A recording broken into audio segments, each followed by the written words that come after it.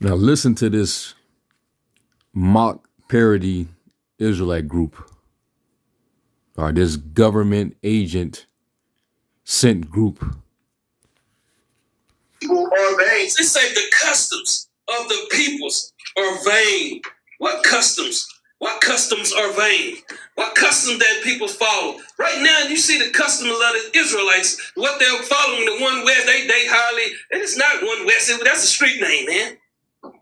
They gave a street name a camp name. It was some ISUPK or something. And what happened in this school?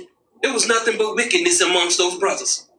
Nobody want to speak about it. And who came out of that school? The same brothers that's in these camps right now. IUIC, GOCC, Zabak, all of them. GMS. They come from right up under that wicked ass guard, that doctrine that's killing our peoples today, man. Right. Nobody's holding these guys accountable because they're the ones keeping us divided. Right. Oh my goodness. Before I start, I want to give all praises, glory, and honor to Yahweh, Ba'ashem, Yahushai, Ba'ashem, Arachak, Wadash. Double honors to the elder apostles of the great millstone who rule well. Peace, blessings, and salutations to the hopeful elect tabernacle of David scattered throughout the four corners of the earth. What the fuck is this guy talking about? What do any of that have any relevance to Jeremiah 10? When clearly this is during the time of prophet Jeremiah, and Jake was getting tied up in the customs of the heathen. What the hell does that have to do with what happened in One West? And that's why the scriptures say there's a lot of unruly and vain talkers of the circumcision whose mouths must be stopped.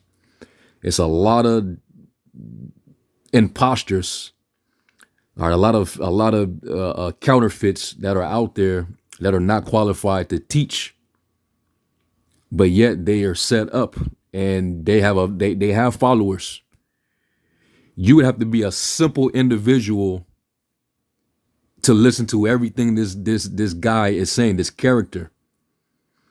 The simple believer of every word, but the prudent man look well to what's going. What relevance do what he's saying have to the scripture that he's supposed to be breaking down?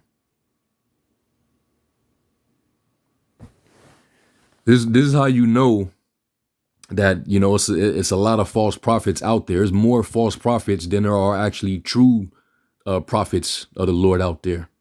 And you got to be very careful, man. But this group in particular, they're a joke to me. Like I don't really consider them a real authentic Israelite group or camp of prophets. They're literally like comic book, agents, all right, that's playing the role of Israel. I can't take them serious. Let me get real quick. 2 Timothy 3 verse 13. But evil men and seducers shall wax worse and worse, deceiving and being deceived. And you got a lot of false prophets out there that are deceiving the people. All right. You look up that word seducers in the Greek, the word is goes, and it means an imposter. All right. A wailer, a howler. Like when you hear him talk, he always yelling and howling in the midst of his speech. And every time you hear him howl like that, you hear, just pay attention to the reaction of his congregation. Bring it out. That's right. Every time he wails, it's like he's putting a spell on them niggas, man. And that's supposed to make what he's saying the truth. A deceiver, imposter. All right. You got a lot of pretenders, man, that got on the Israelite costumes out there just teaching just whatever. This guy is not breaking down the scripture correctly. None of what he had to say has any relevance to what the scripture is saying. And then he has the nerve to title his video, Jeremiah 10 is not talking about Christmas. So he's saying that Jeremiah 10, the verse that we quote when we talk about the origins of the pagan practices going back to ancient Babylon, and how Christmas is just a newer, up to date tradition of that the original practice of basically worshiping the dead.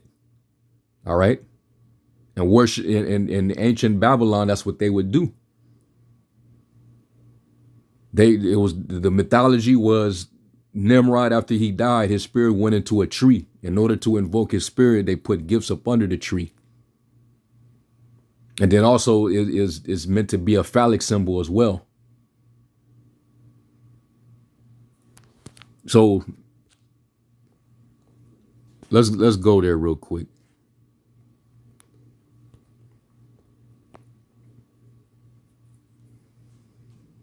Jeremiah 10 and 1, it says, "Hear ye the word which the Lord speaketh unto you, O house of Israel.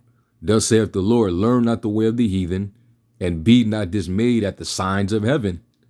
For the heathen are dismayed at them." That's why they worship the sun and the moon and the stars. All right. But we know that the lights in the sky were just, a ornament